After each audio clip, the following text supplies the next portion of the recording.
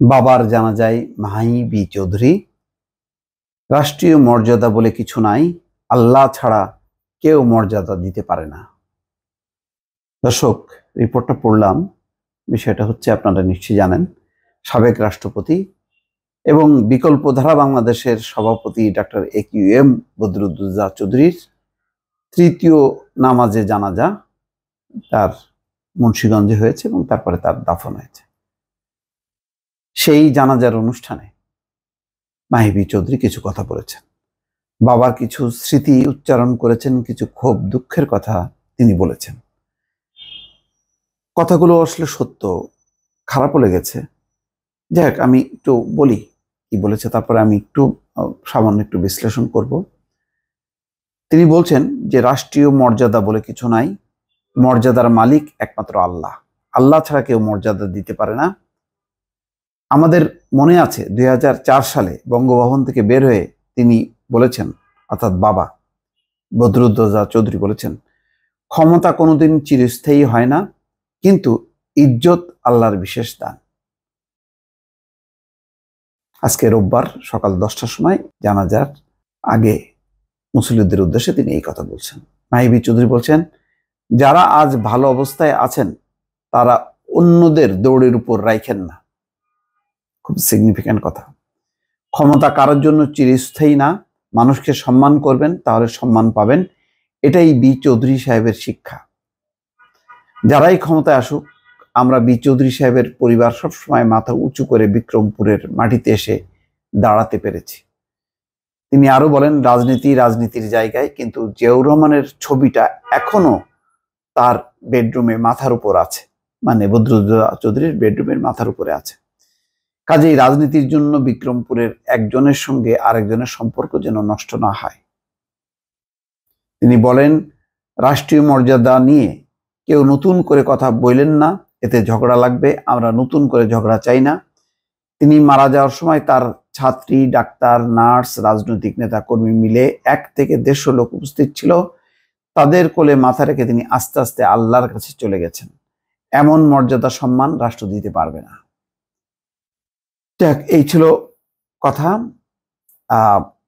তো সেটা হলো ওই যে রাষ্ট্রীয় মর্যাদা বদরুদ্দোজা চৌধুরী পেলেন না। সবচেয়ে বড় কথা হলো যে বি চৌধুরী কে এখনো মানুষ জানে। তিনি হচ্ছেন বিএনপির প্রতিষ্ঠাতাদের মধ্যে একজন। জিয়াউর রহমানের পরে যদি কারোর স্থান হয়ে থাকে 2 নম্বর বা 3 নম্বরে, সেই 2 থেকে 3 জনের মধ্যে বদরুদ্দোজা চৌধুরীর নাম ছিল এক সময়। আজকে তার এই যে দাফন কাফন, কোনো কিছুতে বিএনপির সিনিয়র কোনো নেতা, কেন্দ্রীয় কোনো নেতাকে দেখা গেছে? যায়নি। আজকে এইটাই হয়তো মাহি বি চৌধুরী বারবার বলার চেষ্টা করছেন যে ক্ষমতা কোনোদিন চিরস্থায়ী হয় না, কিন্তু ইজ্জত আল্লাহর বিশেষ দান। দেখলাম মির্জা ফখরুল ইসলাম আলমগীর শোক বার্তা দিয়েছেন, গতানুগতিক, একেবারেই মানে জাস্ট একটা দিতে হয় তাই দিচ্ছে। কিন্তু আজকে বদরুদ্দোজা চৌধুরীর মতন নেতা, কল্পনা করেন তো, যদি বিএনপির সঙ্গে থাকতেন, অথবা বিএনপি যদি নাও করতেন, তিনি যদি ইন্ডিপেন্ডেন্ট ভাবে থাকতেন, আজকে কিন্তু ঢল নামতো। এবং অবশ্যই বায়তুল মোকাররম মসজিদ বা বিএনপি অফিসের সামনে তার জানাজা হতো এবং হাজার হাজার মানুষ, অর্থাৎ বিএনপি নেতা কর্মী হাজার হাজার থাকতো। আজকে কিন্তু সেটা নেই। এখন যেটা আছে, লোকালি মানুষজন, যেহেতু সেখানে তিনি লম্বা সময় তিনি তার বাবা রাজনীতি করেছেন, তাদের একটা প্রভাব আছে, সেই কারণে মানুষ আছে, মানুষের শ্রদ্ধা সম্মান আছে। বি চৌধুরী মানুষ ভালো, তিনি দুর্নীতিবাজ না, টাকা পাচারকারী না, লুটেরা না, কিন্তু রাজনৈতিক সিদ্ধান্তে ভুল করলে তার খেসারত দিতে হয়। আজকে বি চৌধুরী সাহেব উনি কিন্তু ঠিক সেই খেসারতটাই দিলেন, ভুলের খেসারত রাজনীতিতে। 2018 সালে তিনি ঐক্যফ্রন্টে থেকে হঠাৎ করে ডিগবাজি খেয়ে চলে গেলেন শেখ হাসিনার দিকে।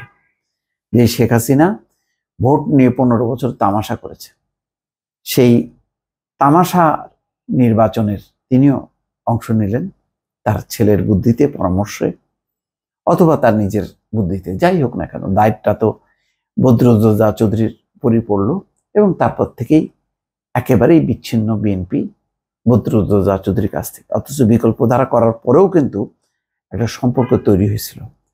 কয়েকবার বদরুদ্দোজা চৌধুরী খালেদা জিয়ার সঙ্গে দেখাও করেছেন, কিন্তু শেষ সময় একেবারেই শেষ। মাহিবী চৌধুরী ওই অন্তর্বর্তী সরকারের শপথ অনুষ্ঠানেও পর্যন্ত যেতে পারেননি। তো হয়তো সমস্ত কিছু মিলিয়ে তিনি বলছেন ওই কথা যে রাষ্ট্রীয় মর্যাদাও তার বাবার ভাগ্যে জুটলো না, এবং সেটা তিনি আমলে নিচ্ছেন না বলছেন। আবার বলছেন যেটা, যে ক্ষমতা চিরদিন স্থায়ী হয় না, কিন্তু ইজ্জত আল্লাহর বিশেষ দান, সেটা তিনি বলছেন। অর্থাৎ বর্তমানে যারা ক্ষমতায় আছেন তাদেরকে স্মরণ করিয়ে দিচ্ছেন, মূলত বিএনপিকে উদ্দেশ্য করেই হয়তো। তারপর আরেকটি কথা বলেছেন যে রাজনীতির জায়গায় কিন্তু জিয়াউর রহমানের ছবিটা এখনো তার বেডরুমের মাথার উপর আছে। এই যে আজকে জিয়াউর রহমানকে সম্মান করলেন, শ্রদ্ধা করলেন, কিন্তু তার পুরো দলটা আজকে বদরুদ্দোজা চৌধুরীর সঙ্গে থাকলো না। এটা নিঃসন্দেহে মানে বদরুদ্দোজা চৌধুরীর মতন মাপের লোকদের জন্য খুব দুঃখজনক যে শেষ জীবনটা বিএনপির মতন একটি বড় দলের নেতা হিসেবে তিনি বিদায় নিতে পারলেন না এই পৃথিবী থেকে। দর্শক ভালো থাকবেন, আল্লাহ হাফেজ।